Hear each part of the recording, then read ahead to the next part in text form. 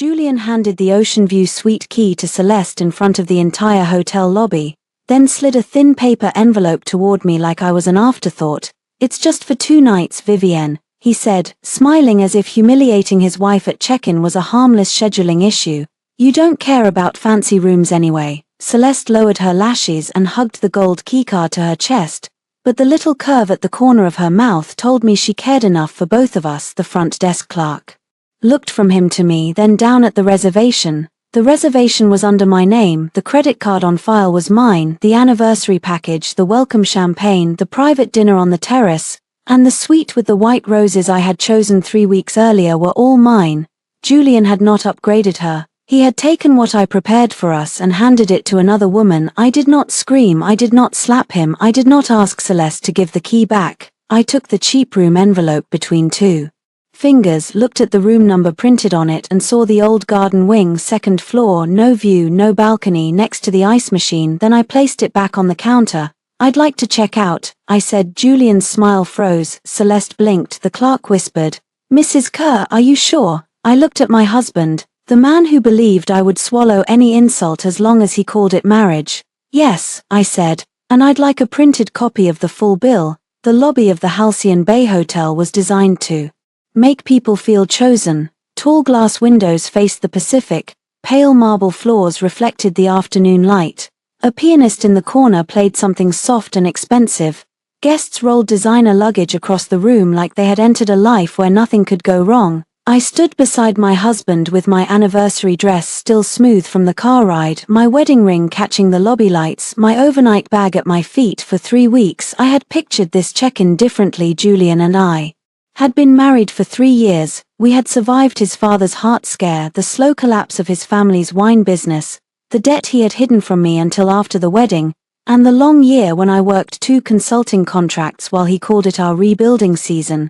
This trip was supposed to be ours. 2 nights at Halcyon Bay, a suite facing the water, dinner on the terrace, no family, no business calls, no emergency from his mother, no last-minute request from his office. Then Celeste Rowe stepped out of the hotel lounge in a cream silk blouse and wide-legged trousers, waving as if she belonged inside our anniversary. "Julian," she said, soft and pleased, "you made it." My stomach tightened before I understood why. Julian's hand left the small of my back. "Celeste got in early," he told me.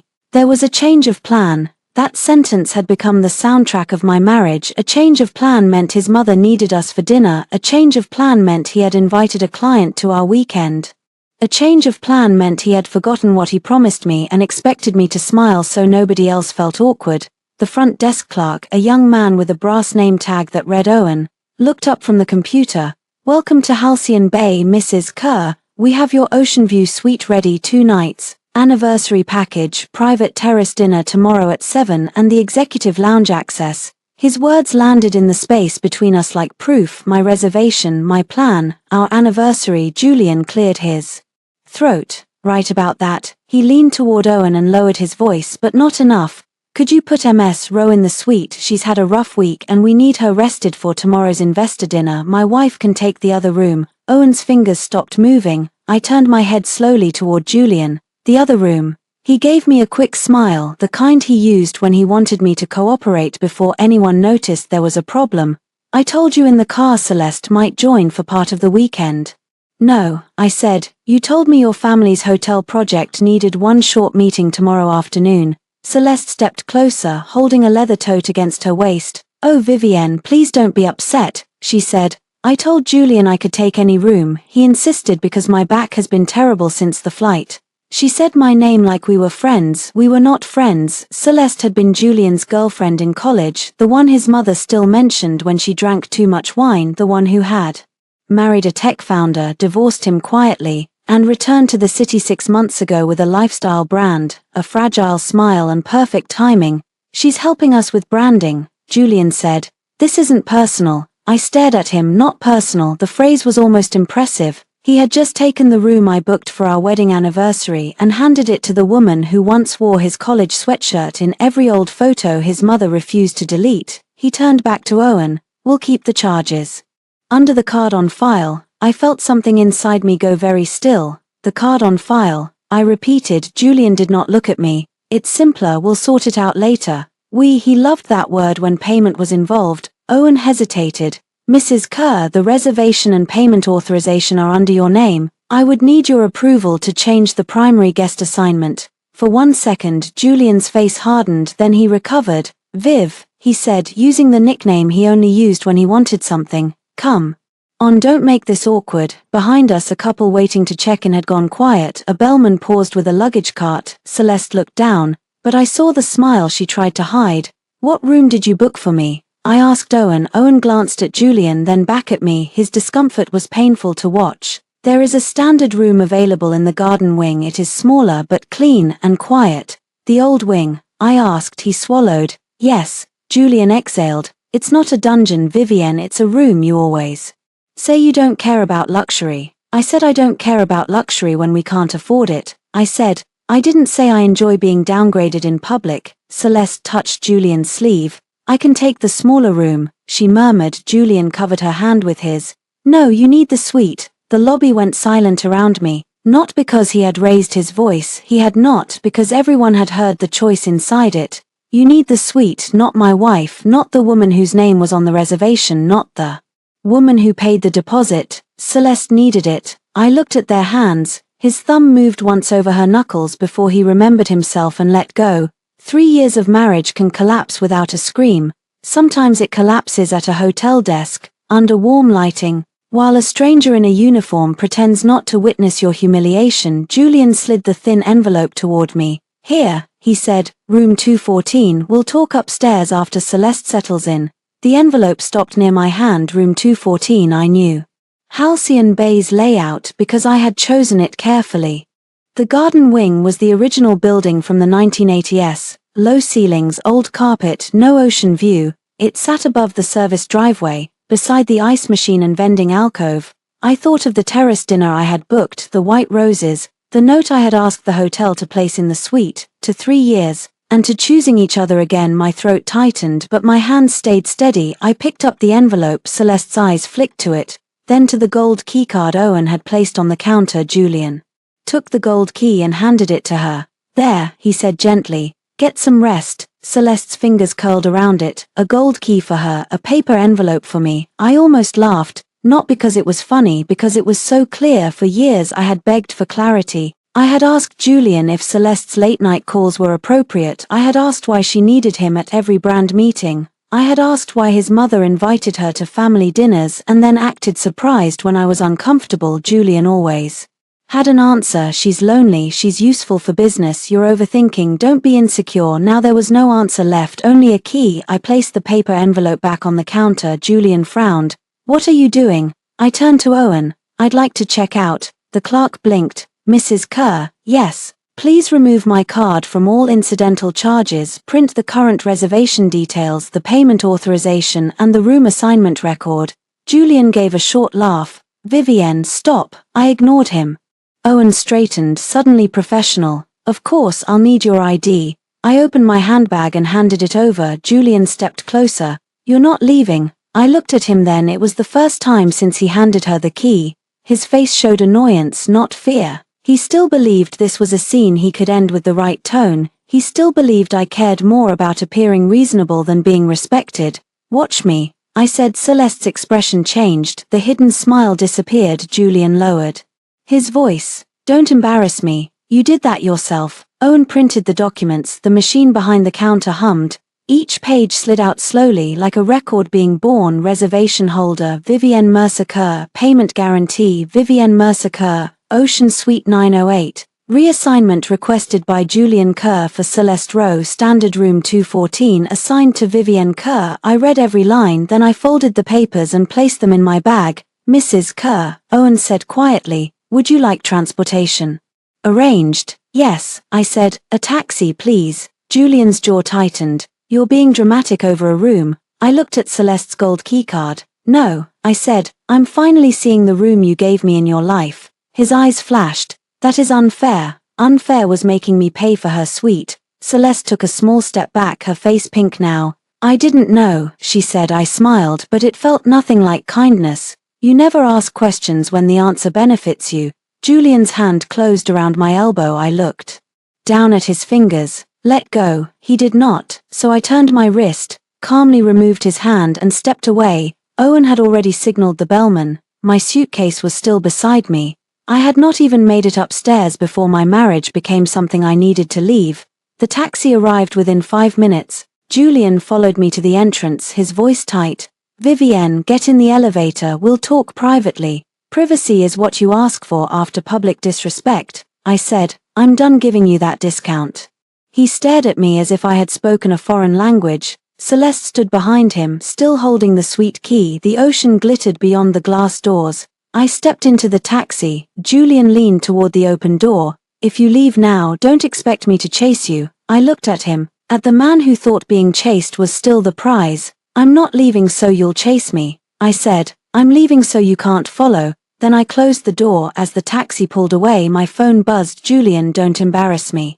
Tonight I opened the hotel folder on my lap for the first time in 3 years. I did not answer him. I took off my wedding ring, placed it in the side pocket of my bag, and opened my banking app. The first authorization I froze was the card on file at Halcyon Bay. The second was Julian's supplementary card. The third was the shared household credit line he had promised he only used for emergencies. By the time the hotel disappeared behind the curve of the coastal road, my hands were no longer shaking. I had checked out of the room. Now I had to check out of the marriage. The taxi driver did not ask questions. Maybe he had seen enough women leave enough hotels with dry eyes and white knuckles to understand that silence could be a kindness. I watched Halcyon Bay shrink in the rear window until the building became a bright rectangle against the water.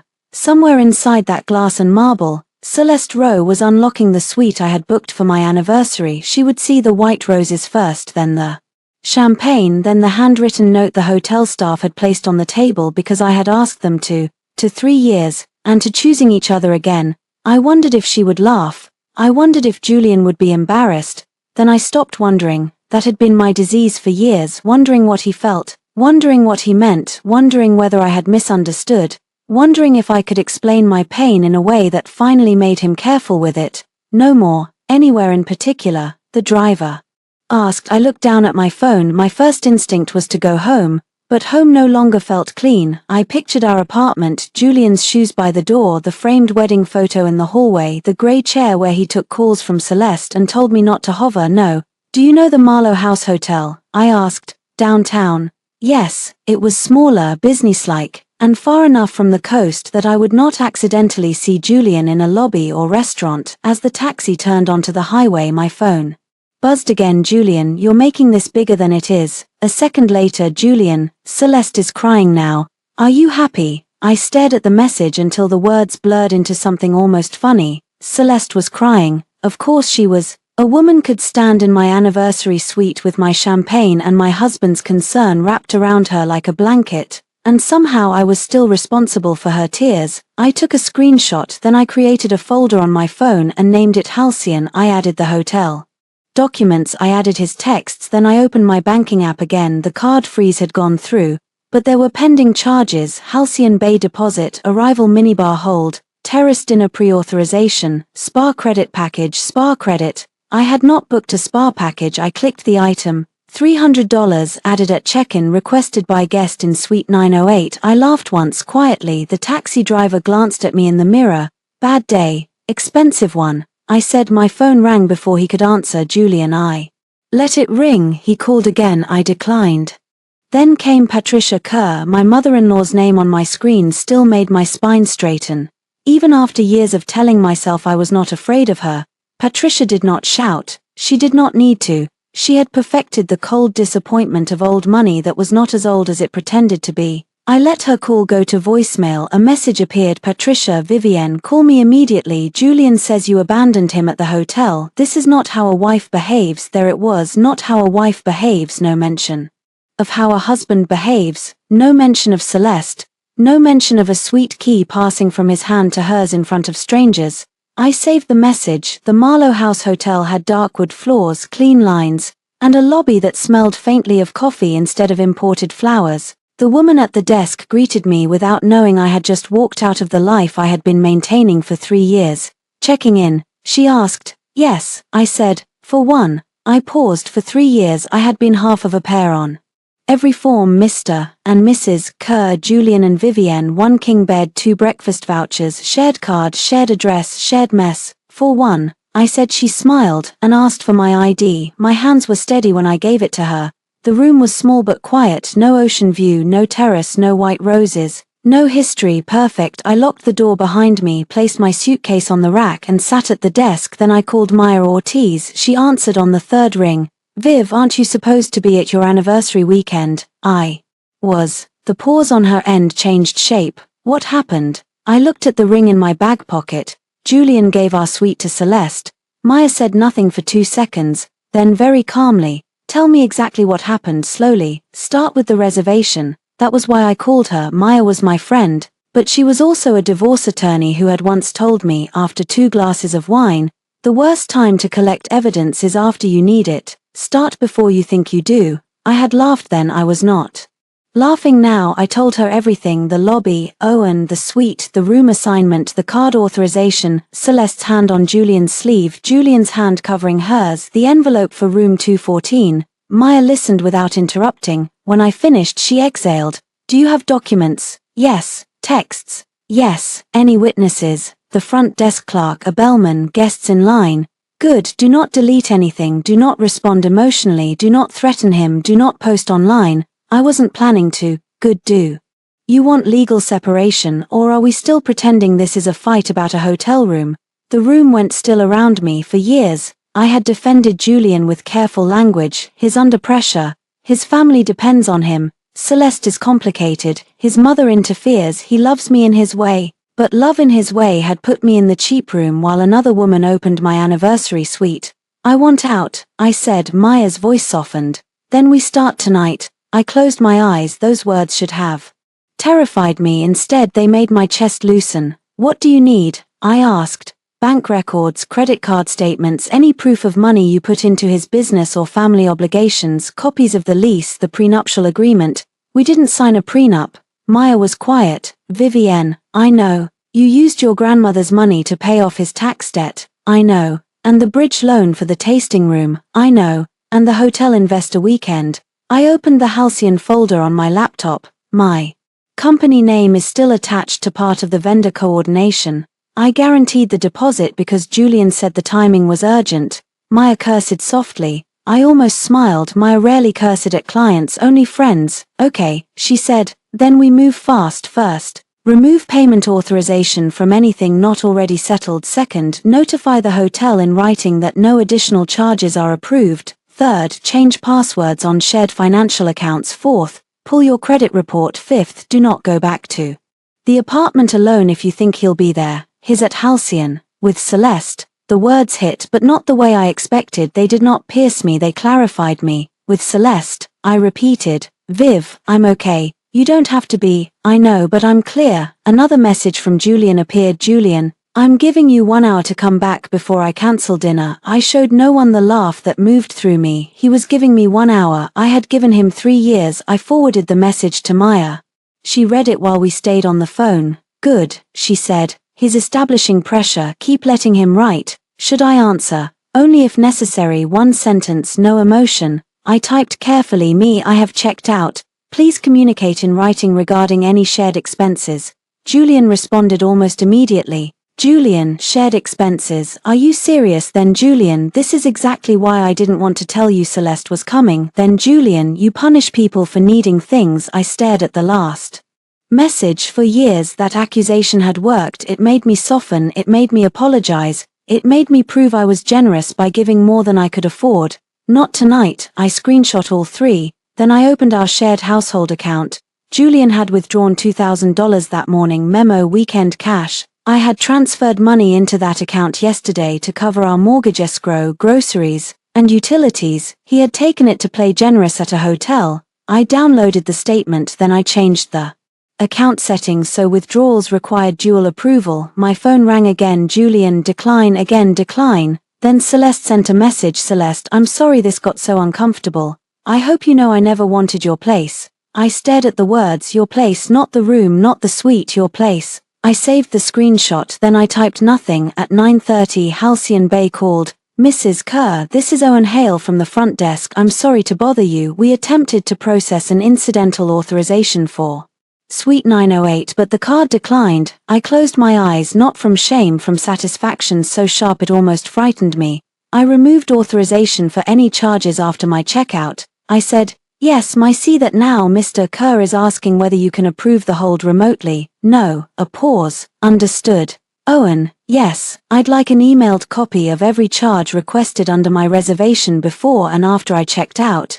Yes, and please note in the account that I do not authorize any room, spa, dining, minibar, lounge, or event charges for Ms. Rowe or Mr. Kerr. Another pause, then a quieter voice. I'll make sure it's documented. Thank you. After I hung up, I sat in the silence of my rented room. No ocean, no roses, no husband. For the first time all day I cried, not loudly, not dramatically, just enough to let my body admit what my mind had already decided. Then I washed my face, opened my laptop and began downloading 3 years of bank statements at 11:12 p.m. Julian texted again. Julian, you froze the card. Are you insane? At 11:13 Julian.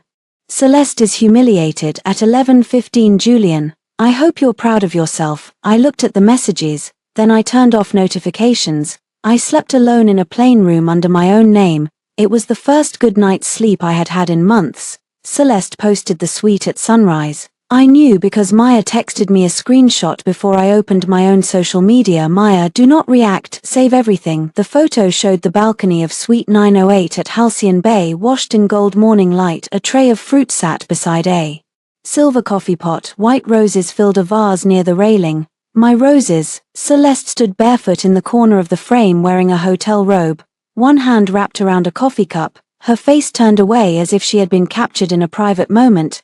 The caption read, "Sometimes peace finds you in the room you were meant to enter." I sat on the bed at Marlowe House and stared until the words stopped hurting and became useful. Room you were meant to enter. She wanted people to wonder, she wanted them to ask.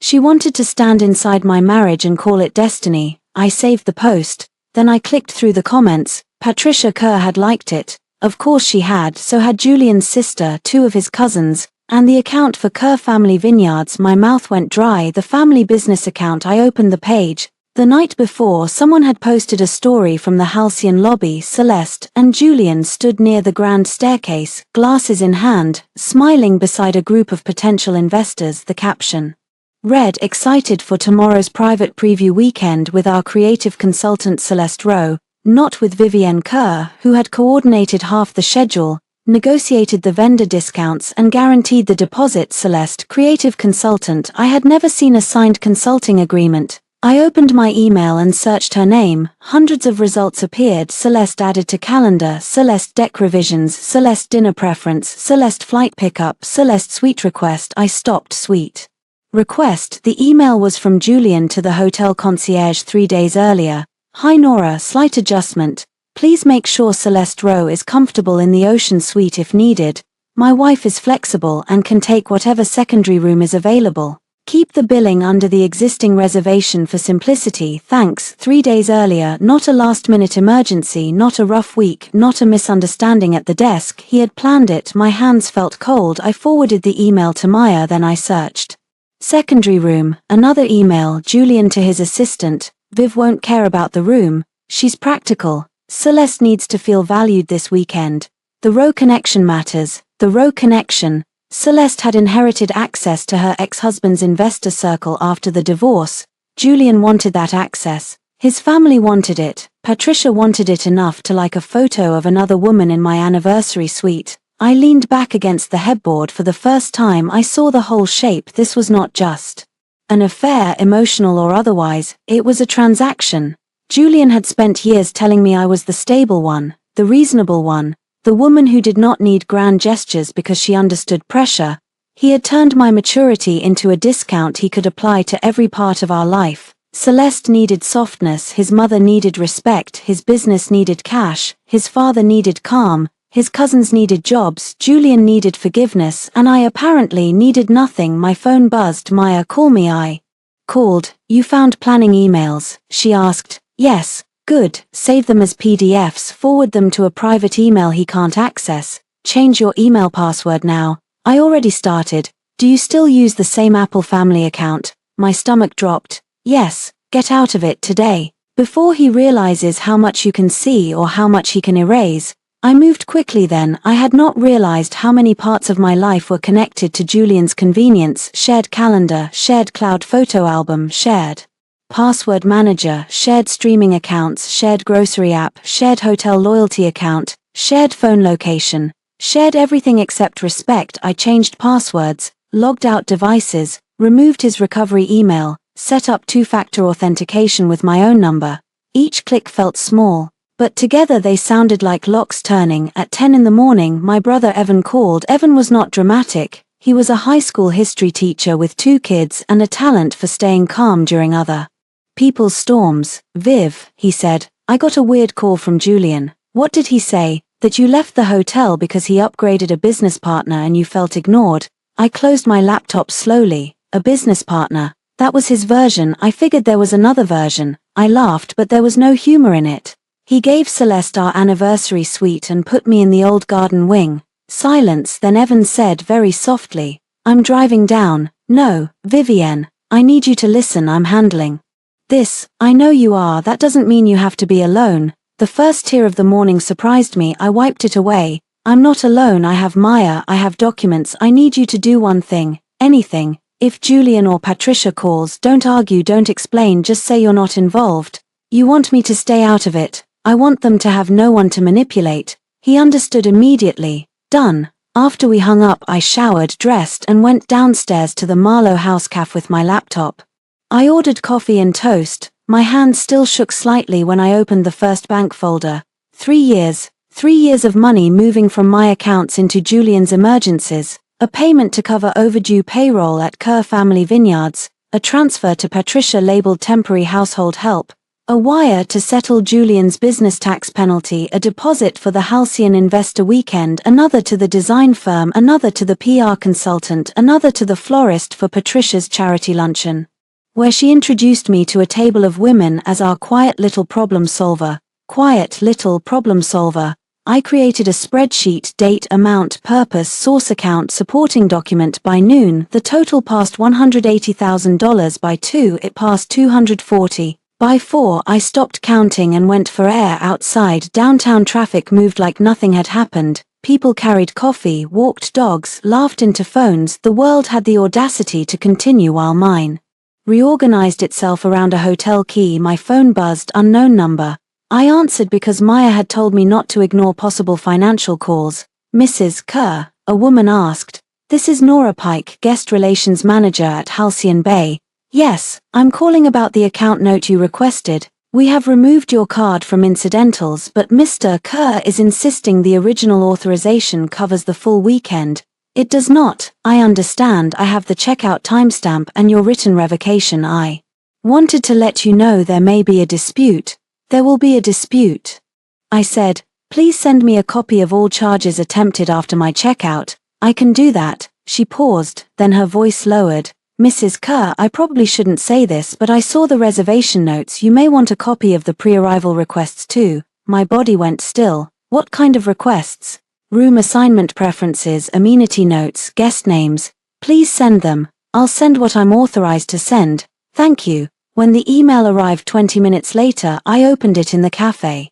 There it was: pre-arrival request, Ocean Suite 908 to be prepared with roses, champagne, and anniversary card. If MS row requires suite access, please provide second key at Mr. Kerr's instruction. Mrs. Kerr is flexible and may be assigned standard accommodation if occupancy requires. Mrs. Kerr is flexible. I read the sentence 3 times, then I saved it. At 6:30, Julian called from Celeste's phone. I almost declined, but then I remembered Maya's instruction: let him talk. I answered and said nothing. Vivienne, he snapped. Did you block me? No. You turned off notifications? Yes. That is childish. So is giving another woman your wife's room. A sharp inhale. You keep saying it like that, because that is what happened. No, what happened is I tried to manage a complicated weekend, and you chose to make it about your ego. My ego. I looked at the spreadsheet on my laptop, the money, the documents, the proof of every time I had made myself smaller so his life could remain smooth. My ego is not the problem, I said. Your entitlement is. Celeste's voice floated in the background. Julian, don't let her provoke you. I almost smiled he had put me on speaker. Good, tell Celeste, I said, that any charges she made to my room after I checked out will be disputed. Silence. Then Celeste came closer to the phone. I never asked you to pay for anything. No, I said, you just accepted the suite, the champagne, the spa credit and my husband's hand at the front desk. Julian cut in, enough.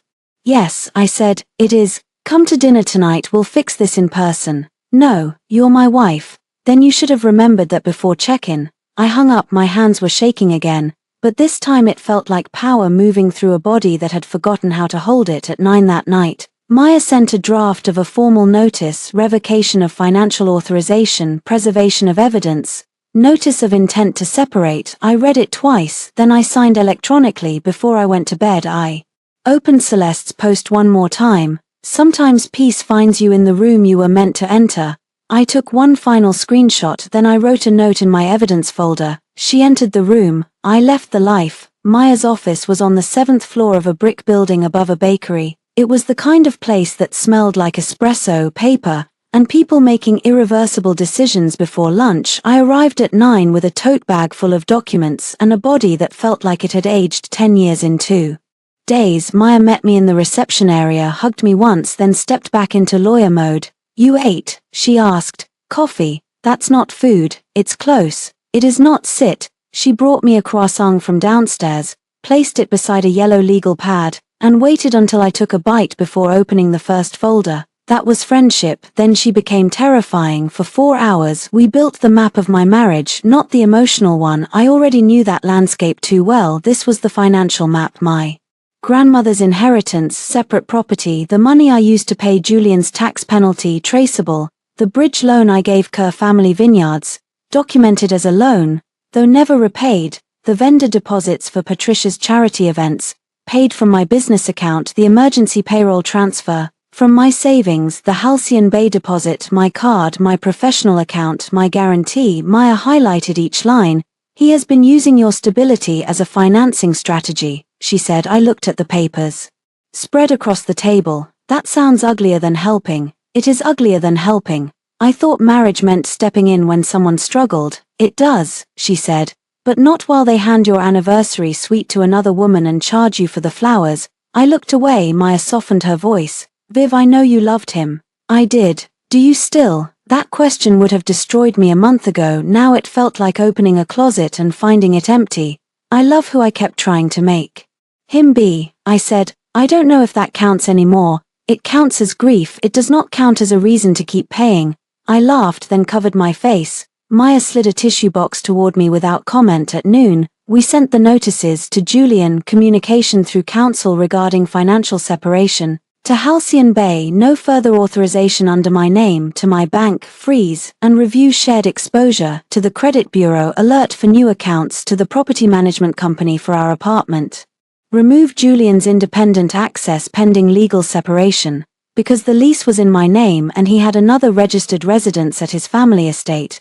That last one made my hand pause. He'll explode, I said. He can explode outside a locked door. He'll say I'm overreacting. He put Celeste in your suite. It was amazing how one sentence could still return me to clarity. I signed. At 2, my bank manager called. Mrs. Kerr, we received your request to require dual authorization on the household line. I should inform you that Mr. Kerr attempted to increase the line this morning. My breath stopped. This morning? Yes, the request was submitted electronically but not completed because the account permissions changed. How much? $50,000. I gripped the edge of Maya's desk. Can you send confirmation? Of course. Maya watched my face. What? I put the call on speaker and asked the manager to repeat it. When the call ended, Maya's expression had gone flat. Now we know why he wants you. Calm. $50,000. While I was downloading bank records, Julian had tried to increase a shared credit line, maybe for the hotel event, maybe for Celeste, maybe because he knew I was finally looking. My phone rang. Patricia. I looked at Maya. Answer, she said. Speaker, say little. I accepted the call. Vivienne, Patricia said, her voice sharp enough to cut glass. What have you done to the accounts? Hello, Patricia. Do not hello me. Julian is at the hotel dealing with an embarrassing payment issue because you decided to behave like a teenager. I removed my card after I checked out. You are his wife. I was also the payment holder. You are punishing the entire family over a room. There she is. Maya whispered, writing something on her pad. Minimization. I kept my voice calm. I'm not discussing this with you. You will discuss it with me. I vouched for you in this family. I almost laughed. Patricia had never vouched for me. She had evaluated me at our rehearsal dinner. She told her sister I was not the obvious choice. But very capable. Capable had been my first warning. Julian embarrassed me publicly. I said, Julian made a practical decision. He gave Celeste my anniversary suite. A pause, then Patricia said, Celeste is important to the project, and I am important to my life. That kind of language is exactly the problem. Marriage is not about keeping score. No, I said, but bank records are. Silence. Maya looked up and smiled like a proud wolf. Patricia's voice dropped. What does that mean? It means I'm reviewing what I have paid for. You need to be careful, Vivienne. No, I needed to be careful before I let your son use my money, my credit, and my work while telling me I was lucky to be included. You are emotional. I am documented. Another pause, then Patricia said, Come to dinner tonight. We will settle this as a family. There it was again, as a family. Kerr family language meant everyone sat at a table until the person with the least power apologized for making everyone uncomfortable. No, I said, you will regret making enemies of us. I'm not making enemies, I'm ending access. I hung up. Maya leaned back. That was excellent. I want to throw up. That is also normal. The rest of the afternoon passed in signatures, legal separation petition, temporary financial restraining notice, demand for preservation of communications, request for accounting of marital expenses by 5. I felt like I had been turned inside out and stapled back together with court language when I left Maya's office. The sky had turned grey. Evan waited outside with a paper bag from the bakery. You said not to get involved, he said. You didn't say I couldn't bring bread. I took the bag and hugged him for a minute. I let myself be someone's sister instead of someone's wife. You look exhausted, he said. I am. Do you want me to come upstairs? No, I have more to do. Of course you do. He did not say it cruelly. Evan had watched me become efficient as a survival skill. After our parents died, I handled probate, bills, funeral flowers, thank you cards, and the sale of the house while he was still trying to breathe through the loss. I knew how to function. That had made me useful, then it made me vulnerable. Did Julian call you again? I asked. Yes. What did he say? That you're having some kind of breakdown. I nodded. And I told him I'm sorry he feels that way. Despite everything, I laughed. Evan smiled. I learned from customer service. At Marlowe House that night, I opened a fresh notebook. On the first page I wrote what I know, then I listed facts. Julian planned to give Celeste suite access before we arrived. Julian told hotel I was flexible. Julian tried to keep billing under my card. Julian attempted to increase shared credit line after I left. Patricia knew Celeste was central to the weekend. Kerr Family Vineyards account liked Celeste's suite post. Celeste claimed she never wanted my place. Celeste took it anyway. On the second page I wrote what I will no longer do. I will not pay for being disrespected. I will not explain evidence to people committed to misunderstanding me. I will not enter rooms where I am expected to shrink. I will not let Julian call control love. I will not return because he panics. At 8:03 p.m. Julian texted. Julian, my mother says you threatened her. I ignored it. Julian, you are making legal threats now. Seriously, I ignored it. Julian, do you understand what you're doing to us? That one. I answered me. Yes. He called immediately. I declined. Then he sent a voice message. I almost deleted it. Instead, I saved it and played it with the recorder app running on my laptop. His voice filled the quiet room. Vivienne, you need to calm down. I know the room situation upset you. But this is insane. You're freezing cards, calling lawyers, dragging my mother into it. Celeste feels awful. I feel awful, but you don't get to blow up our marriage because of a hotel mistake. A pause, then colder. And if you think you can pull money out of my family's project and walk away clean, you're wrong. I replayed the last sentence, then I sent it to Maya. Her response came 1 minute later. Maya, perfect, keep going. He thinks this is still his lobby. I looked at the empty space on my left hand where my ring had been. No, not anymore. Patricia Kerr's dining room had always looked like a magazine spread where nobody was allowed to touch anything. Long walnut table, cream walls, tall candles, silverware arranged with military precision, portraits of dead Kerr men watching everyone eat under chandeliers they would have called tasteful. I had eaten in that room at least 50 times. I had organized birthday dinners there, charity brunches, Thanksgiving seating charts, and one deeply unpleasant Easter when Julian's cousin got drunk and asked why I had not given the family an heir yet. Patricia had never once asked if I enjoyed the food that evening. I arrived because Maya told me a controlled appearance could be useful. Do not go for closure, she warned me. Go for information, let them talk. So I wore a navy dress, carried a folder, and parked my own car where I could leave without being blocked. Julian opened the door. For 1 second he looked relieved, then he saw my face. You came, he said. I was invited. His eyes dropped to my left hand. The absence of my ring hit him harder than any speech could have. Where is it? In a safe place. His jaw moved. Vivienne, not here. Behind him, Celeste's laugh floated from the dining room. I saw the moment he realized I heard it. She came to explain, he said quickly. Of course she did. I stepped past him. The room went quiet when I entered. Patricia sat at the head of the table in pearls, her posture perfect. Julian's father, Martin, looked tired and uncomfortable. His sister Lila avoided my eyes. 2 cousins stood near the bar pretending to inspect wine labels. Celeste sat to Patricia's right, my usual seat. That almost did it. Not because I wanted the chair, because they had rehearsed the insult. Celeste rose halfway. Vivienne, I didn't know if I should come. Then why did you? Her mouth opened. Patricia tapped her wine glass once. Let us not start with hostility. I looked at her. That depends on whether we're starting with honesty. Julian came in behind me. Viv, sit down. I remained standing. Patricia's smile thinned. This family has been through enough embarrassment this week. I agree. Good, then perhaps you can explain why you abandoned your husband at a hotel, froze accounts, and involved attorneys over a room assignment. I opened my folder. Julian stiffened. Celeste's eyes flicked to the paper. I placed the first document on the table, Halcyon Bay reservation. Here is the room assignment. I placed the second. Here is the payment authorization. Third. Here is the pre-arrival request Julian sent 3 days before we arrived. Patricia did not touch them. Martin did. He lifted the page and read silently. His face changed. Julian stepped forward. Dad, it's out of context. I almost admired the speed. What? Context improves. My wife is flexible and can take whatever secondary room is available. I asked. Lila's head snapped up. Patricia reached for the page, then her eyes moved across the text. Celeste folded her hands in her lap.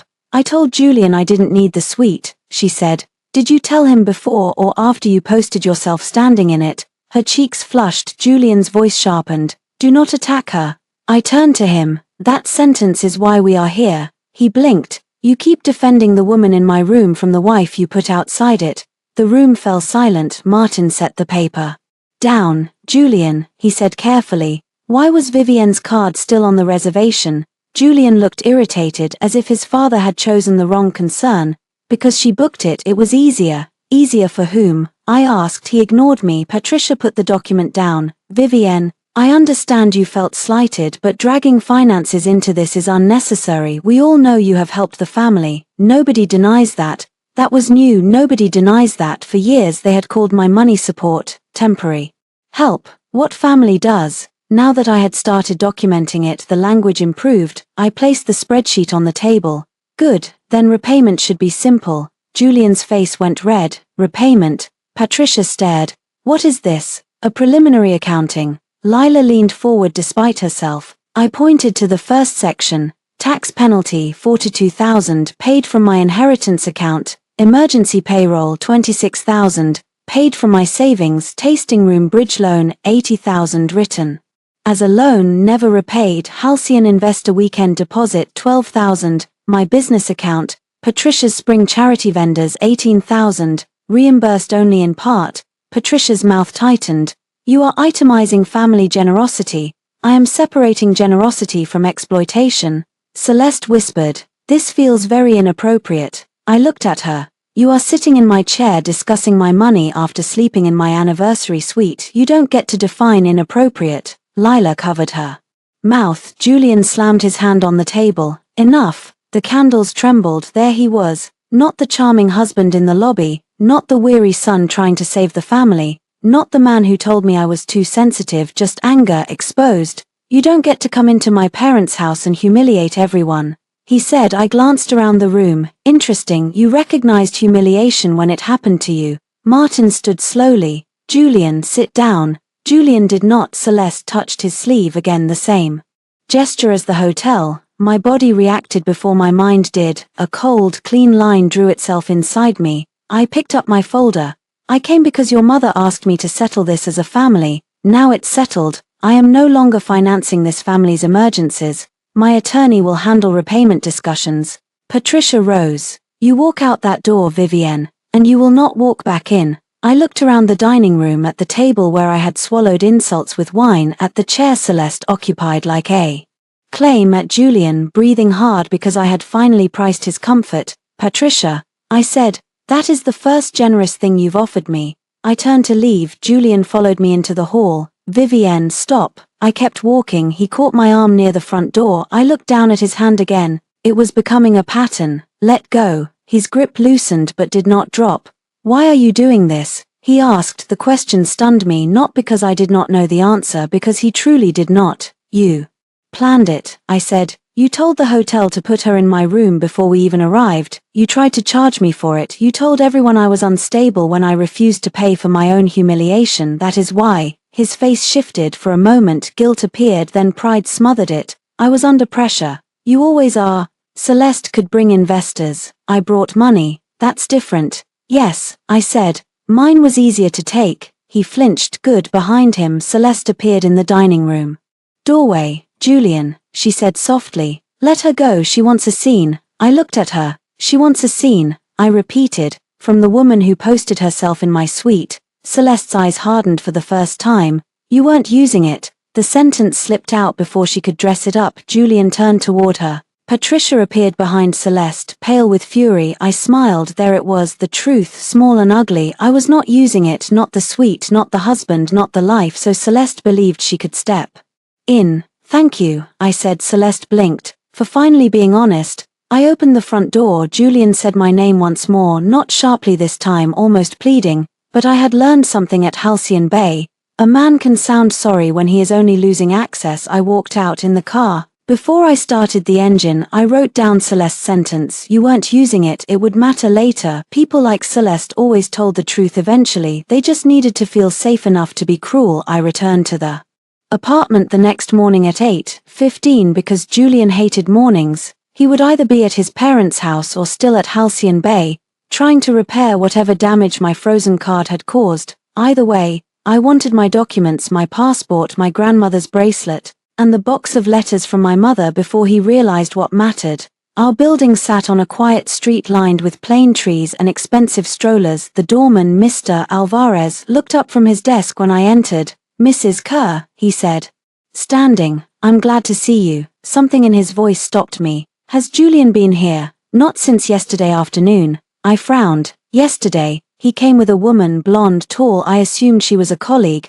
The lobby seemed to tilt. What time? Maybe 3. They went up for about an hour. Yesterday at 3. Julian had been texting me that Celeste was humiliated and I was destroying the weekend, apparently not too humiliated to visit my home.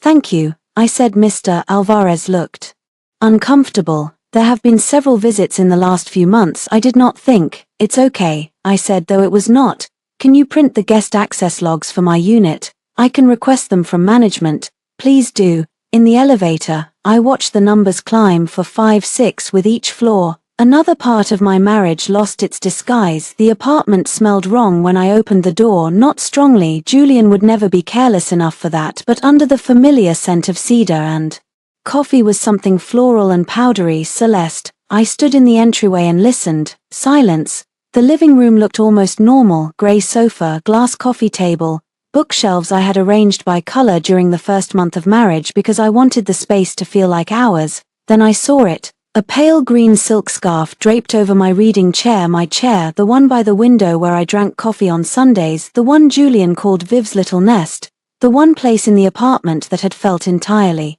mine. Celeste had left her scarf there like a flag. I did not touch it. I took a photo, then another from farther away, then a video of the room, the scarf, the date stamp on my phone visible in the mirror. My hands were steady now in a way that scared me. I walked into the bedroom. The bed was made too neatly. Julian never tucked hospital corners. I did. Celeste did apparently. On the vanity my perfume tray had been moved, one bottle sat at a slight angle, not where I left it in the bathroom trash. A makeup wipe with lipstick on it rested on top of the liner. Not my shade. I photographed that too, not because lipstick would decide a divorce, because I was done letting people tell me I had imagined disrespect. In the closet, Julian's side was half empty, not packed, curated, the good suits gone, his weekend bag missing, his watch case open. He had prepared for a life where I did not ask too many questions. I took my passport from the safe, my birth certificate, the certificate from my grandmother's estate, the promissory note Julian signed for the tasting room loan.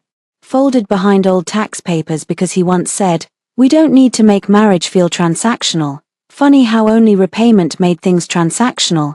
Taking money had felt romantic enough. I packed carefully, not everything, just what mattered. At 10 my phone buzzed. "Julian, are you at the apartment?" I looked toward the entryway. The building must have notified him. "Me, collecting personal documents." "Julian, you had no right to change the account settings." "Me, you had no right to request a credit increase without my consent." He did not answer for 3 minutes. Then, "Julian, I was trying to cover event expenses after you sabotaged the card." "Sabotaged? I wrote that word in my notebook." He continued, "Julian, do you want my family to lose everything?" I stood in the living room, looking at Celeste's scarf on my chair. For years that question would have trapped me. "Do you want my family to lose everything?" "No, of course not. Let me help, let me transfer, let me call someone, let me fix it, let me become smaller, so your family can remain whole." This time I typed, "Me, I want responsibility to return to the person who created the expense." His reply came fast, "Julian, that doesn't even sound like you." I smiled. No, it sounded like me before I learned to translate my needs into apologies.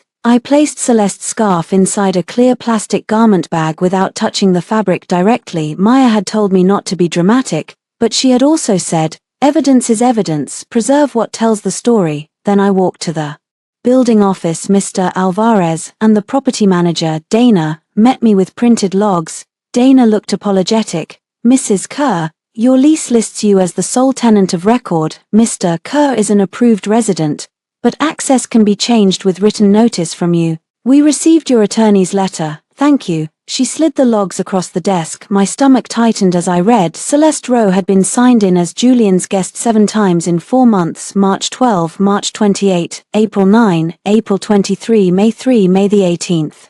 Yesterday 7 times, not late-night emergencies, not quick work meetings, visits to my home while I was at client sites, charity luncheons, or the endless errands Patricia called family support.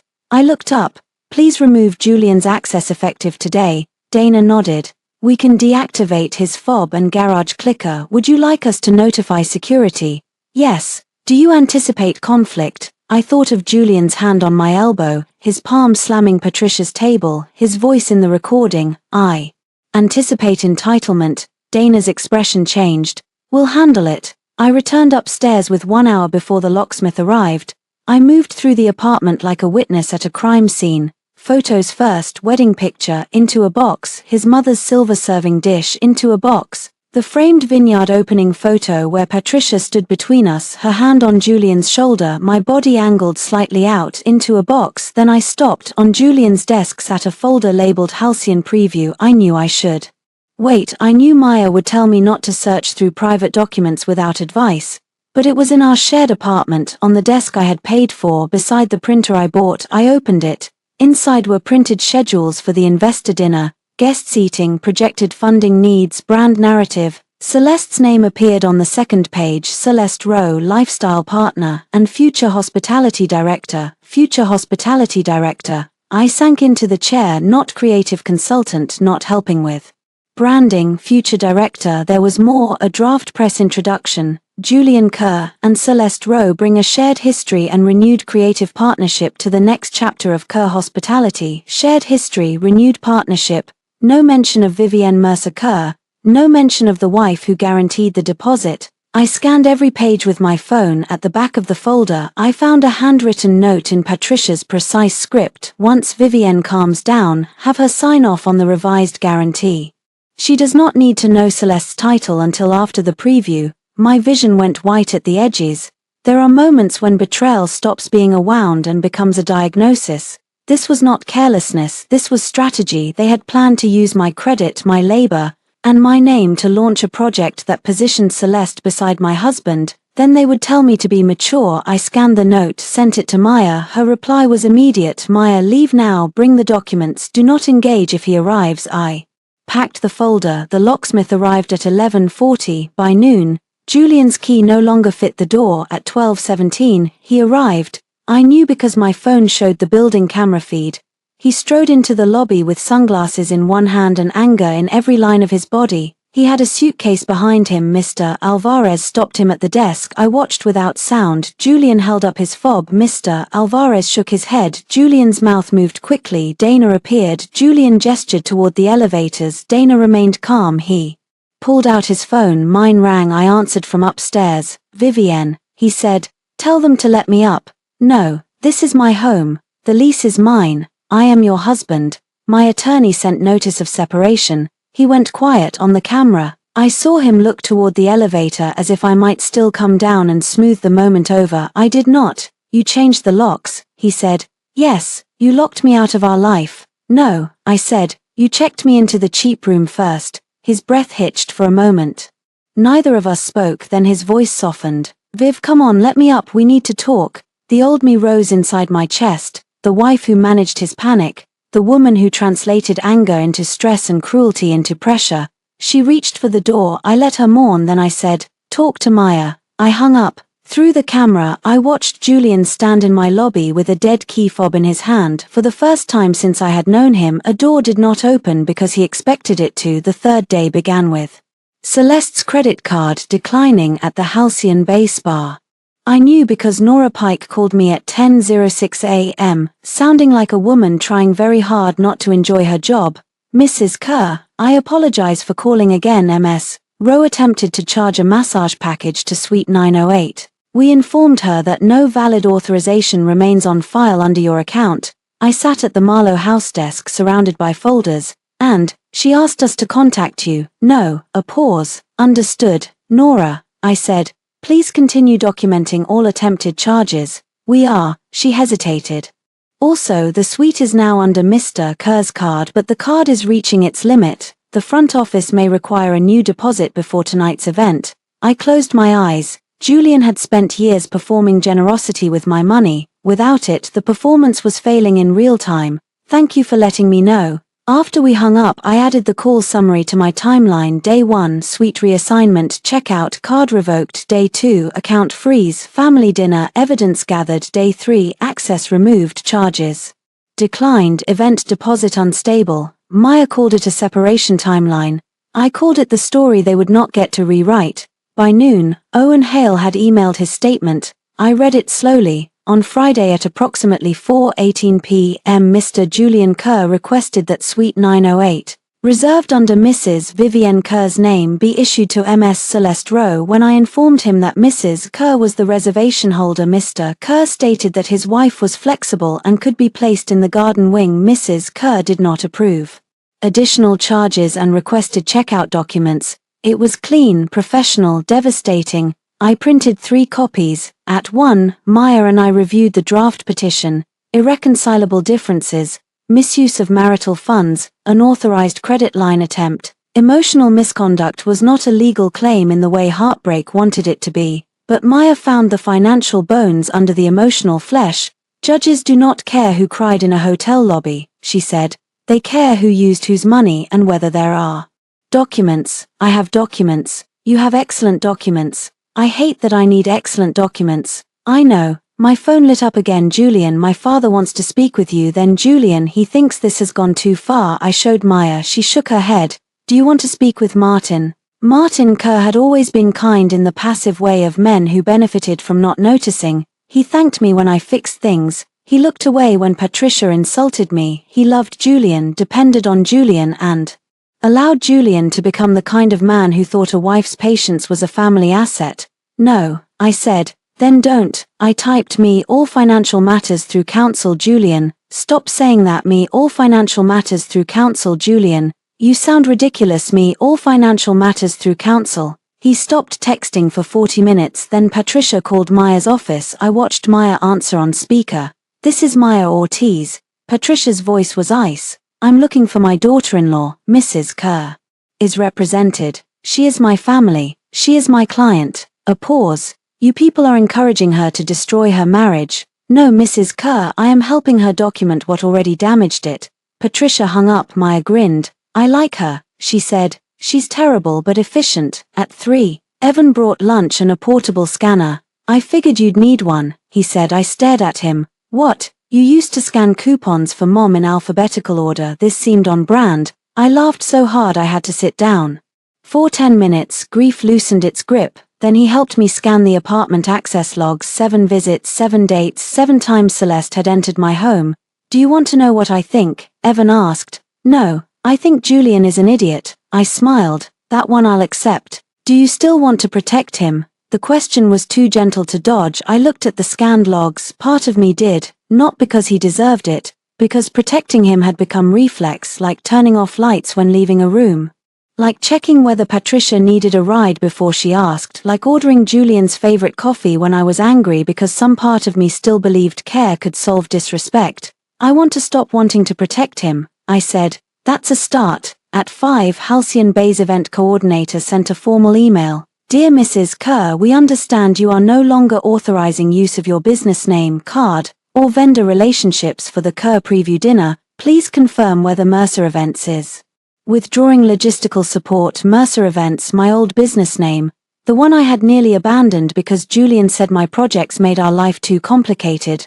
I read the message twice. Then I wrote, Mercer Events withdraws all support effective immediately. No staff, vendor discount, payment guarantee, contact list or professional endorsement may be used by Kerr Family Vineyards, Julian Kerr, or Celeste Rowe. I copied Maya, then I sent it at 5:12. Julian called 17 times. At 5:19 he sent, Julian, do you have any idea what you just did? At 5:20 Julian, the florist is asking for direct payment. At 5:22 Julian, the AV team says the discount was through you. At 5:25 Julian, Celeste says you're trying to ruin her. That last one made me pause. I typed me. Celeste can pay for the room she was meant to enter. I almost deleted it, then I sent it. Maya would scold me later for being sarcastic in writing. It was worth it. At 6, I went back to the apartment one final time to meet Dana and sign updated building documents. The locksmith had changed the deadbolt. Julian's fob was deactivated, his garage access removed.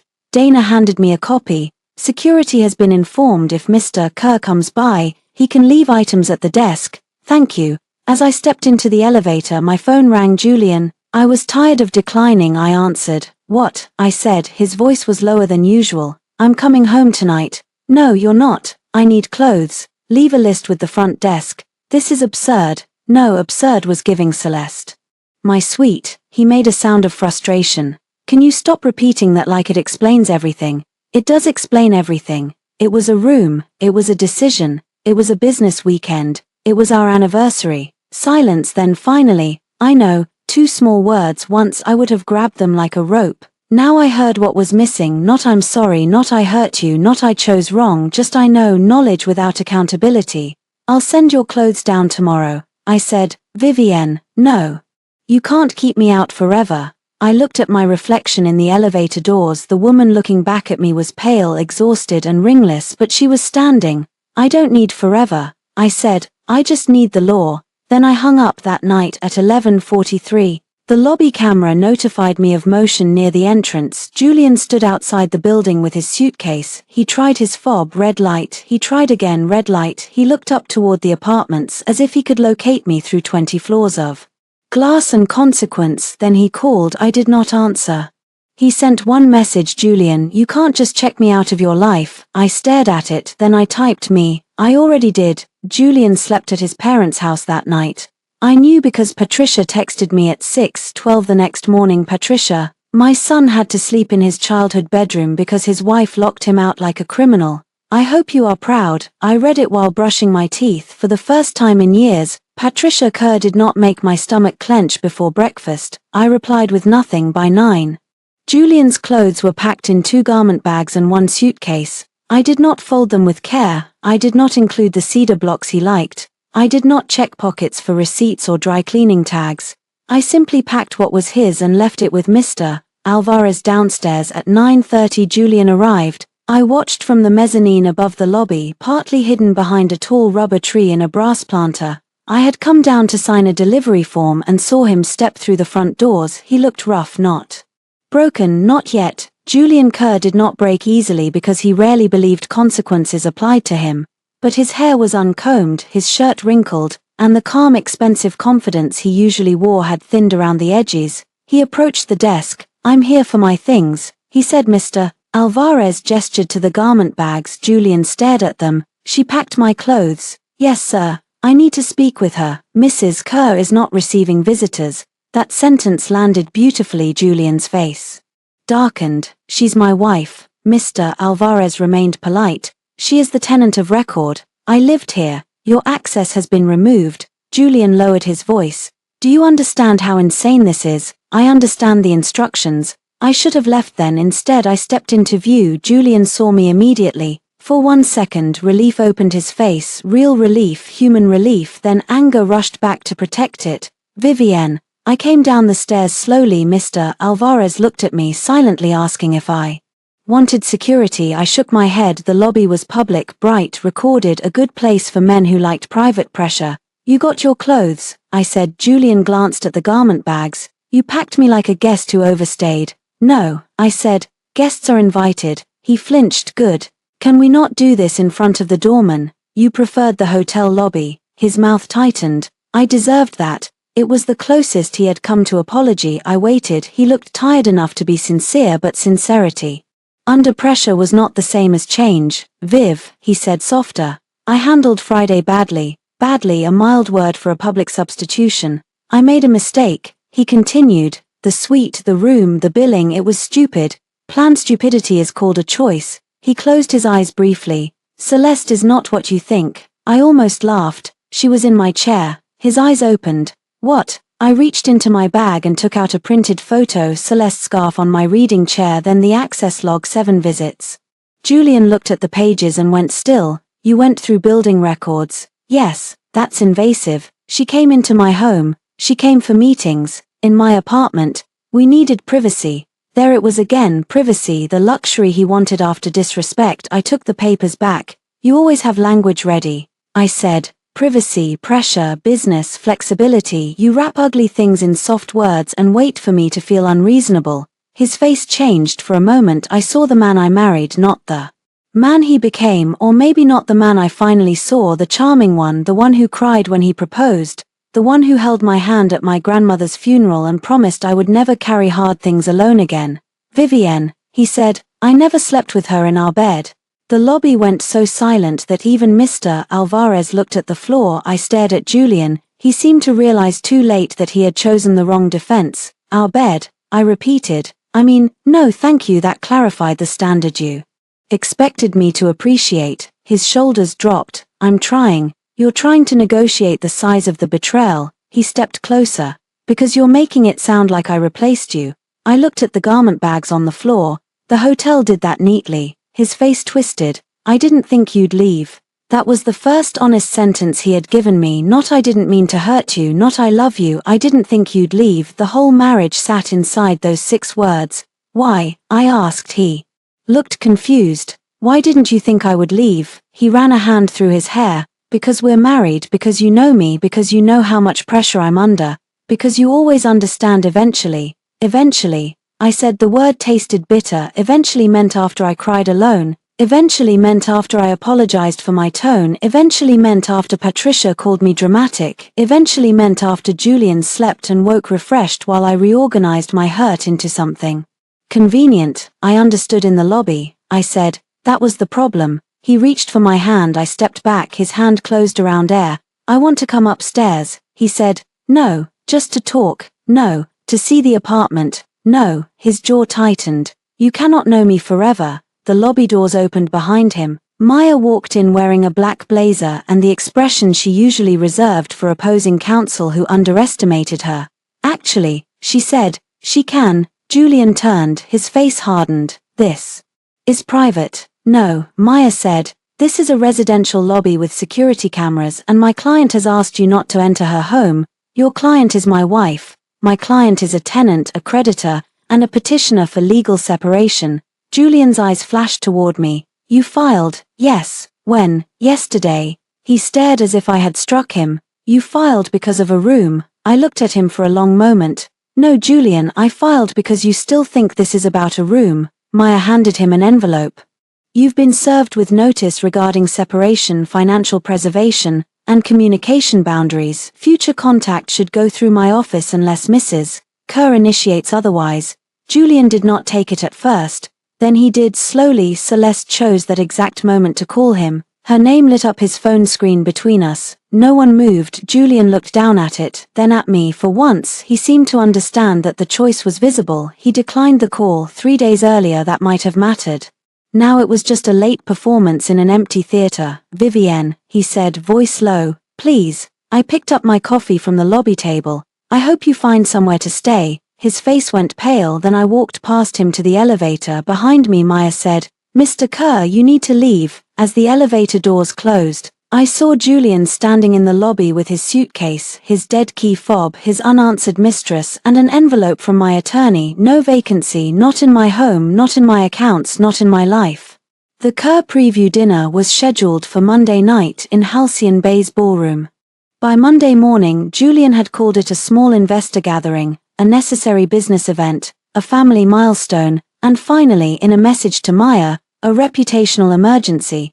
That last one was closest to the truth. Without my vendor relationships, the event began collapsing in pieces. The florist demanded direct payment because Mercer Events had withdrawn, the AV company removed its discount, the private chef requested a new deposit, the printed programs still listed my company as coordinating partner, which meant the hotel refused to distribute them after my written notice. Celeste's title had been announced too early to retract cleanly, and Julian's card, according to Nora's careful email, had failed a second authorization attempt at 11. Maya asked me, do you want to let the dinner fail on its own or do you want to attend? I looked at the evidence folders, the hotel documents, bank records, emails, access logs, Celeste's posts, Patricia's note, Owen's statement. Attend, I said. Maya studied me. You do not have to prove your pain to a ballroom. I'm not going to prove pain, I'm going to correct the record. That mattered. Julian had already started rewriting by noon. I heard from 2 mutual acquaintances. One said Julian was devastated that I had weaponized money. Another said Patricia had told people I was jealous of Celeste's role and trying to destroy a family business because I could not handle not being the center of attention. The center of attention. I had been placed in room 214 by 2. The family business account posted a new announcement.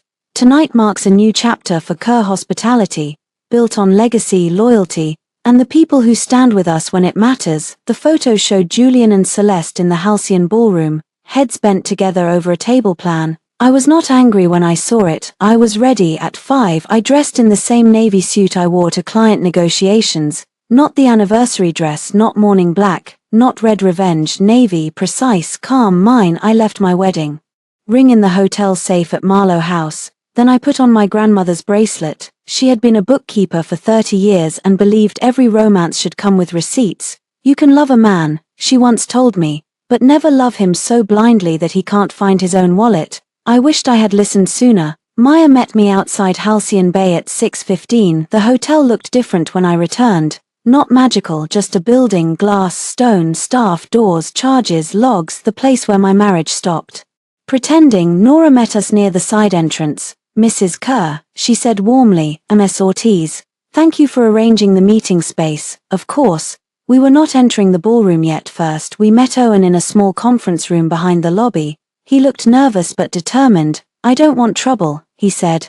I understand, I told him. I'm not asking you to take sides, just confirm what you witnessed. He nodded. I'll answer truthfully. Maya slid the printed statement across the table. This is accurate. Owen read it again and signed. His signature looked small at the bottom of the page, but it carried weight. At 6:40, the ballroom doors opened for guests from the hallway. I could hear the murmur of money pretending to be friendship.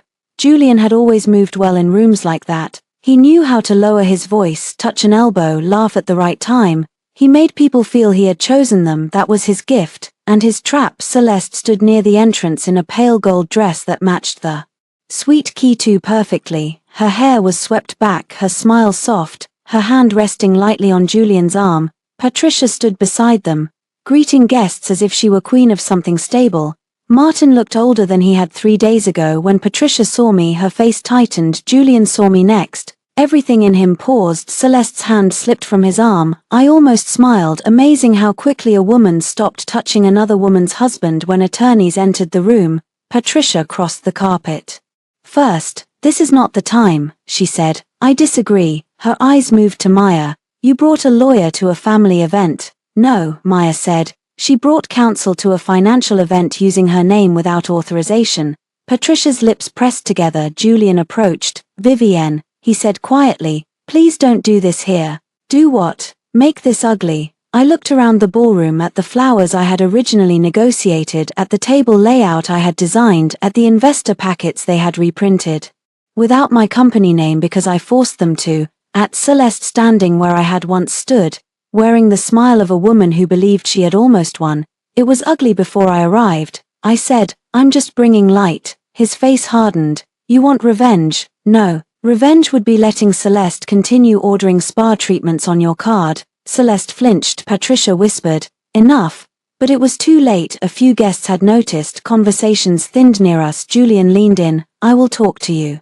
Tomorrow I will apologize however you want, but tonight matters. To whom? To my family. And what am I? He looked trapped by the question. Once that would have hurt. Tonight it confirmed the answer. Before he could speak, a hotel staff member approached with a clipboard. Mr. Kerr, we need to confirm the final payment method before dinner service. Julian's face flushed. Not now. I'm sorry, sir. The authorization on file is insufficient for the remaining balance. People nearby heard. Celeste looked at the floor. Patricia's hand tightened around her clutch. I said nothing. The staff member glanced at me, then quickly away. Julian lowered his voice. I'll handle it. Maya smiled pleasantly. Just to be clear, no Mercer Events card, account guarantee, vendor line or contact may be used. Julian looked at her like he wanted to break something. I knew that look now. It no longer scared me. It informed me. At 7, Patricia insisted the program begin. She could not stop the bleeding, so she tried to cover it with music. Guests took their seats. Maya and I sat at a small table near the back, not hiding, not center stage. Julian went to the podium. He looked handsome under ballroom lighting. That was one of the cruel things about betrayal. It did not always make the person look monstrous. Sometimes he looked exactly like the man you once loved, and you had to remember the evidence yourself. Thank you all for being here, he began. This weekend has had unexpected challenges, but Kerr Hospitality was built on resilience, loyalty, and family. His eyes flicked toward me. I held his gaze. He continued, some people stand with you when things are easy. Others reveal themselves when asked to make sacrifices. A murmur moved through the room. Maya leaned toward me. Is he doing what I think he's doing? Yes, good. Let him. Julian's voice grew warmer. I'm especially grateful to Celeste Rowe, whose vision and generosity have helped us imagine the future of this project. Celeste lowered her eyes. Modestly, applause. Then Julian made his mistake. As many of you know, my wife Vivienne has chosen not to support this weekend. I won't discuss private matters, but I do believe character is revealed in moments of pressure.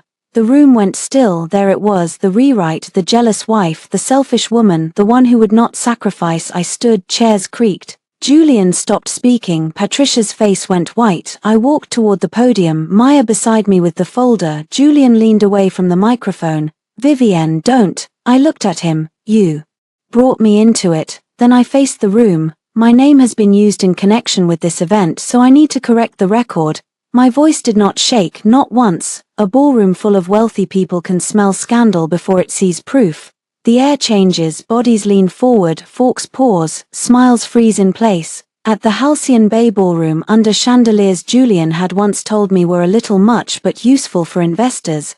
I stood beside the podium with Maya at my shoulder and watched my husband realize that public humiliation could go both ways. I will be brief, I said. Maya placed the first page on the projector stand. Nora, standing near the AV table, gave me one small nod. The ballroom screen lit up. Reservation, Vivienne Mercer Kerr, occasion, wedding anniversary package, room, Ocean Suite 908, payment guarantee, Vivienne Mercer Kerr. A murmur moved through the tables. Julian stepped toward me. Turn that off. Maya moved between us. Do not touch my client. His hand stopped at his sides. I continued, 3 days ago I arrived at this hotel for what I believed was my wedding anniversary weekend. At check-in, my husband requested that the suite reserved under my name and paid under my authorization be given to Ms. Celeste Rowe.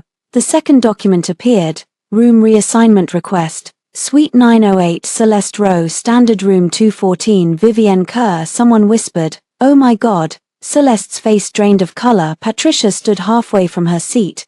"Vivienne, this is beneath you." I looked at her. No.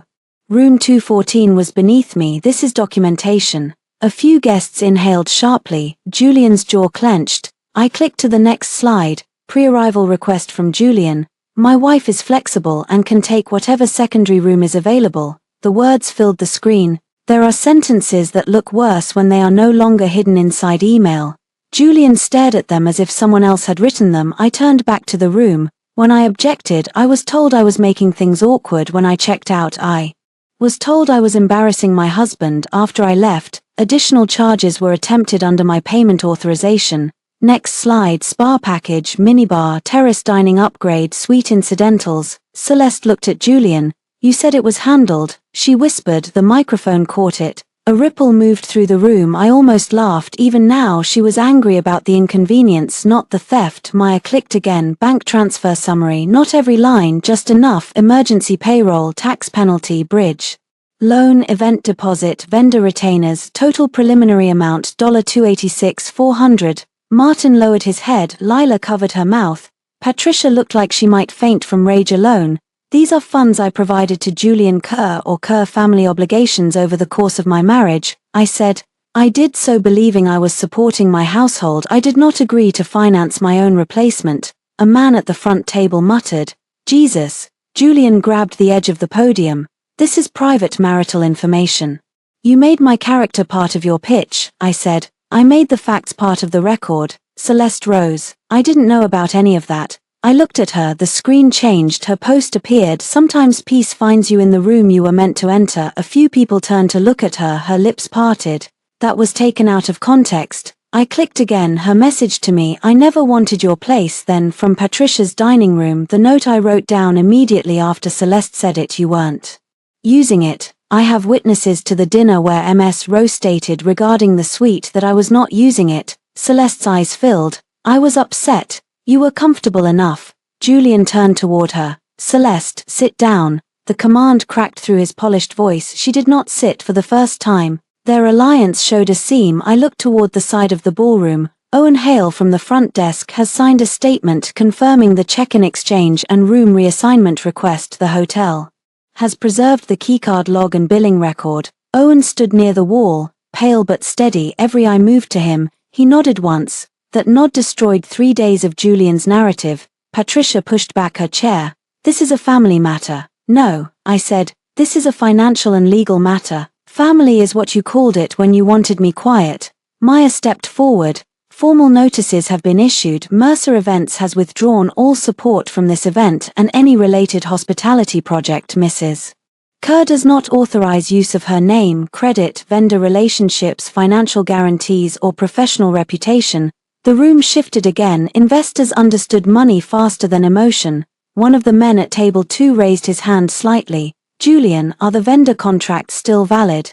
Julian looked trapped. Patricia answered for him. "We are handling temporary administrative adjustments." Maya smiled. "Several vendors requested direct payment today after learning Mrs. Kerr's guarantee was withdrawn." The man leaned back. Another investor whispered to his wife. Celeste sat down slowly, her face no longer soft or tragic, just afraid. Julian looked at me, not angry now, stripped. "Vivienne," he said quietly, forgetting the microphone. "Enough, that word, enough." He had said it when I cried about Celeste's late calls. He had said it when I asked why Patricia invited Celeste to Christmas brunch. He had said it at the dinner table when I showed the first bill. Enough meant stop making me feel consequences. This time I decided what it meant. "Yes," I said, "enough." I turned to the room. "I am not here to ask anyone to choose sides in my marriage. My marriage is already over. I am here because my name, money, and labor were used to create a false image of stability while I was privately and publicly disrespected. That ends tonight." Silence, then a woman near the back began clapping, not loudly, once, twice. Her husband looked startled, then someone else joined. The applause did not become thunder. This was not a movie. Rich people dislike being caught inside other people's moral emergencies. But the room had changed. They were no longer looking at me like a jealous wife. They were looking at Julian like a liability. That was enough. I gathered my papers. Julian stepped off the stage. Vivienne, wait. Maya turned sharply. Do not follow her. He ignored her. I walked toward the ballroom doors. Behind me, voices rose. An investor asked about exposure. Patricia hissed Julian's name. Celeste said, You promised me this was clean, Julian said. Not now. The same words he used for bills. For me, for truth, not now. At the doors, Martin Kerr caught up to me. Vivienne. I stopped. He looked older than ever. I didn't know it was this much. I believed him. That did not absolve him. You didn't want to know, I said. He closed his eyes. You're right. It was the first apology any Kerr had offered me without asking for something after it. I nodded once, then I left. Julian followed me into the hallway despite Maya's warning. Vivienne. His voice echoed against the marble. Hotel guests turned. The lobby where he had given away my suite was just ahead. Perfect. I stopped beside the front desk. Owen looked up. 3 days ago, I had stood there holding a paper envelope for room 214. Now Julian stood before me holding nothing. Please, he said. The word came out raw. I know I hurt you. I waited. I know I humiliated you. Still I waited. I know I used your money. There it was, late, but there, and I asked. He swallowed, and I was wrong. A tear slipped down his face. Once that would have undone me. Tonight I felt sadness, real sadness, but it belonged to the woman who had loved him before the lobby taught her the truth. I believe you know that now, I said, his eyes filled with hope. I hated that he still thought recognition was a key. But knowing is not undoing. The hope died. Vivienne. No, where am I supposed to go? The question stunned me again. Even now he was asking me to solve his room problem. I looked at Owen, then back at Julian. I don't know, I said. Ask for availability. I walked out through the same doors I had left 3 days earlier. This time, I did not take a taxi. I drove myself. Divorce mediation took place in a beige conference room with bad coffee and a view of a parking garage. After the chandeliered violence of Halcyon Bay, the room felt almost merciful. No roses, no piano, no Celeste in silk, just a table, 4 chairs, a mediator named Elaine, Maya beside me, Julian across from me, and his attorney pretending not to look exhausted. Julian wore a grey suit I had once chosen for him. That annoyed me more than I expected. Not because I wanted it back. Because some part of our old life still knew how to sit on his shoulders and look respectable. He had not brought Celeste. Nobody had seen them together publicly since the dinner. Her lifestyle brand posted a vague statement about stepping back from projects that do not align with transparency. 2 sponsors paused campaigns. Her ex-husband's investor circle quietly withdrew from Kerr Hospitality. The hotel project did not collapse overnight, but it lost its shine, which was sometimes worse. People with money did not like mess unless they owned the story. Julian no longer owned it. Elaine began with procedure, temporary separation, asset disclosure, debt responsibility, repayment claims, personal property, communication boundaries. No one mentioned love for the first 40 minutes. That was the strangest part of divorce. Marriage could be full of dinners, birthdays, whispered jokes, shared colds, favorite mugs, and the shape of someone sleeping beside you. Divorce turned it into lines, accounts, dates, amounts, signatures. At first, I hated that. Then I realized the lines were saving me. Emotion had been where Julian negotiated best. Documents were where he lost ground. Maya presented the repayment schedule. Julian's attorney objected to the characterization of certain transfers as loans. Maya produced the promissory note. His attorney objected to the Halcyon event expenses being included. Maya produced the withdrawal notice and billing records. His attorney suggested my removal of financial authorization had damaged Julian's business reputation. Maya produced Julian's pre-arrival email assigning me secondary accommodation while keeping my card on file. Elaine read it twice. Then she looked at Julian over her glasses. Julian looked down. For the first time I saw what shame did to him when nobody rushed to cover it. It made him smaller, not crueler, not louder, smaller. Part of me wanted to comfort him. That reflex rose like an old ghost. I let it pass through. Then I looked at Maya's notes. After 2 hours we took a break. I went to the hallway for water. Julian followed. Maya started to stand. But I shook my head. The hallway was public. Elaine's assistant sat 10 feet away. I was not afraid of Julian in public anymore. He stopped beside the water cooler. You look different, he said. I filled a paper cup. I am different. No, I mean, he searched my face. You look like you did before we got married. That hit harder than I wanted it. Before we got married, I ran my own company full-time. I wore bright lipstick. I took last-minute flights for clients and came home with stories. I had friends I saw without checking Julian's schedule. I had money that stayed where I put it. After we married, life became triage. Julian's family first. Julian's stress first. Julian's debt first. Julian's dreams first. Myself later. Later never came. Maybe that should tell you something, I said. He rubbed his hands over his face. I ended things with Celeste. I drank the water slowly. He watched me, waiting for the sentence to land like a gift. It did not. Okay, I said. His face tightened. Okay, what do you want me to say? I thought you'd want to know. Why? Because she was the problem. I set the cup down. No, Julian, she was a symptom you enjoyed. He flinched. That's harsh. It's accurate. She pushed. She wanted more. She kept saying you didn't appreciate the life we had. And you liked hearing it. He looked away. There it was, truth again.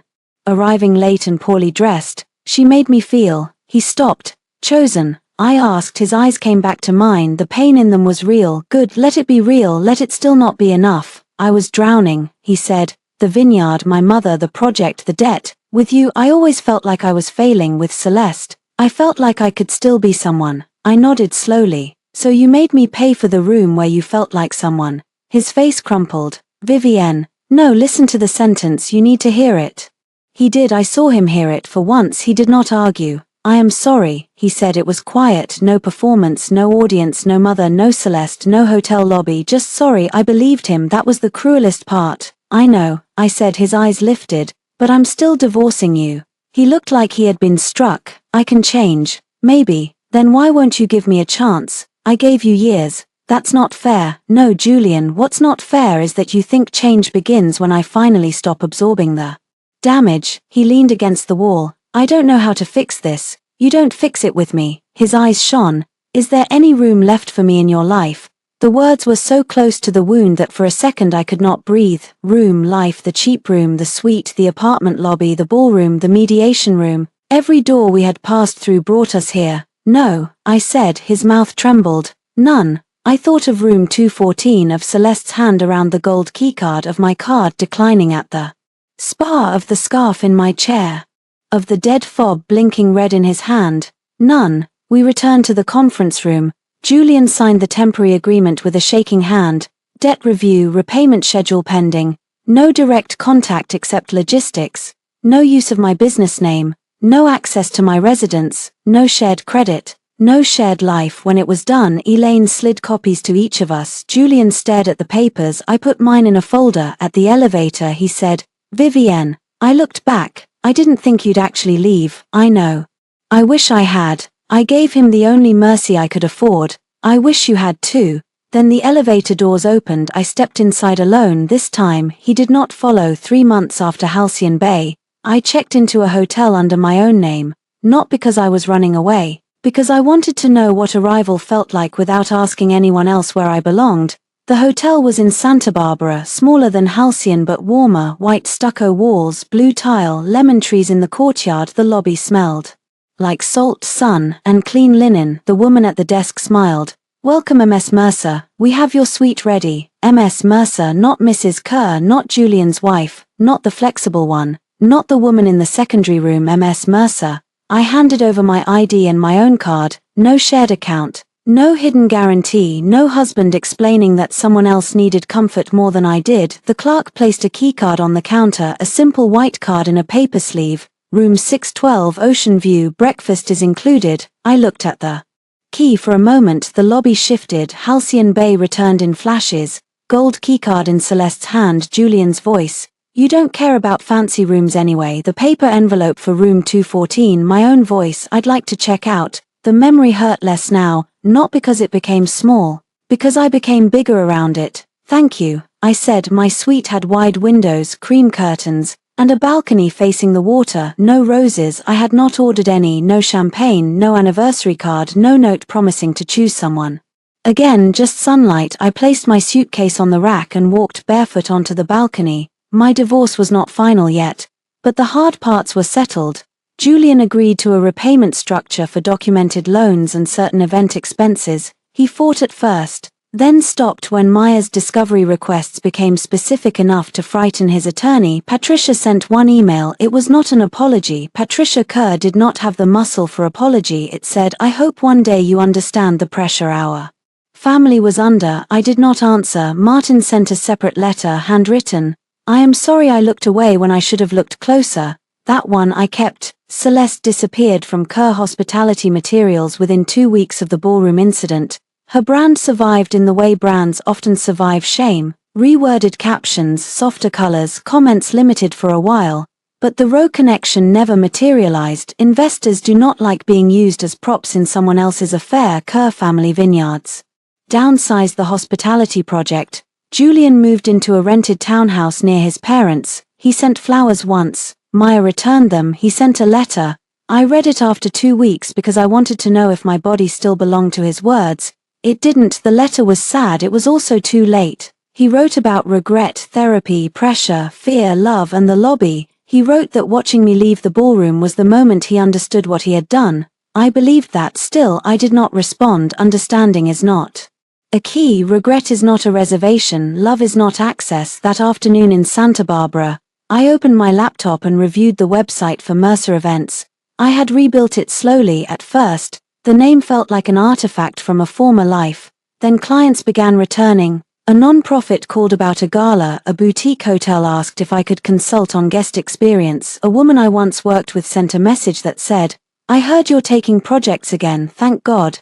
Thank God. I laughed when I read that. For years I thought stepping back from my work made me a better wife. It only made me easier to erase. At 5 my phone buzzed. Unknown number. I almost ignored it. Then I answered. "Vivienne." "Julian." I looked at the ocean. "How did you get this number?" A pause. "Your old vendor contact sheet." "I know I shouldn't have used it." "No, you shouldn't. I heard you were in Santa Barbara." My hand tightened around the phone. "From whom?" Lila mentioned Mercer Events posted about a hotel consultation. That was not the same as knowing where I was. He had guessed. "What do you want?" I asked. "I'm in town." Of course he was. The old Julian would have called that fate. The new me called it boundary testing. "No, you don't even know what I was going to ask." "Yes, I do." He breathed unsteadily. "I just want coffee." "I don't." "Vivienne, please, I'm not trying to pressure you. You called from an unknown number after using an old vendor sheet to reach me." Silence. Then quietly, "You're right." The fact that he said it quickly almost hurt. Somewhere therapy was teaching him to identify damage after causing it. Good for him. Not my project. "I'll delete the number." He said. "Yes, you will. I miss you." I closed my eyes. There it was, the hook. Not manipulation. Maybe just grief. But grief could still be a hand on the wrong door. "I miss who I thought we were." I said. "That's different." He made a soft sound. "Do you ever think about that weekend?" "Yes, me too. I don't think about it the way you do." "What do you mean?" I looked at the keycard on the small table by the balcony door. "I think about how clear it was. Painful, but clear. You gave her the sweet key. You gave me the cheap room. You showed me exactly where I stood. I checked out. That was the last honest thing our marriage gave me." He was silent for a long time. Then he said, "Is there really no way back?" I did not hate him in that moment. That surprised me. For months I had imagined hate as the final form of healing. It wasn't. Hate still kept a room available. Hate still watched the door. What I felt was distance. Clean, wide distance. "No," I said. "There is no way back. I understand." Maybe he did. Maybe he would tomorrow. Maybe he would forget and call again. That no longer decided my life. "Goodbye, Julian." "Goodbye, Vivienne." I hung up. Then I blocked the number, not because I was furious, because I was finished. That evening I went downstairs for dinner alone. The hostess asked, "Table for one?" "Yes," I said. She led me to a table near the window. The sunset turned the water copper. A couple laughed softly 2 tables away. A family argued over dessert. A woman at the bar read a book and drank red wine.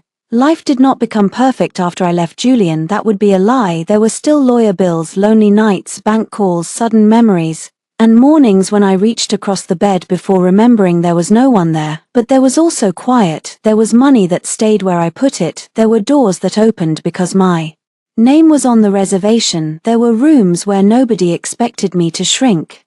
After dinner, I walked along the beach until the sky went dark. My phone stayed silent. No Julian, no Patricia, no Celeste, no emergency disguised as love. When I returned to my suite, I stood in the doorway for a moment before going in. Room 612, Ocean View, one guest. I slid the keycard into the lock. The light turned green. Inside, the room was exactly as I left it. My suitcase, my book, my shoes by the chair, my life undisturbed. I stepped inside and closed the door. For the first time in years, I did not wonder whether someone else needed the better room. I had chosen this one. I had paid for it. I had checked in under my own name, and there was no room left for him.